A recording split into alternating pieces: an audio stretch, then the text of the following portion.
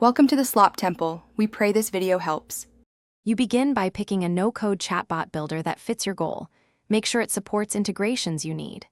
Next, map 5-10 common user intents and write example phrases for each, because intent examples train behavior. Once done, prepare clear responses, a call to action, and the channel where the bot will live. You should also set a simple success metric like % resolved or leads per day. Start creating your first intent immediately so you can iterate quickly. You now design the core conversation flow, greeting, intent routing, and graceful fallback. Use quick replies and buttons to reduce typing. This increases completion rates. Then implement conditional logic so the bot asks follow-ups only when needed, and wire in data capture fields like email or phone for lead collection.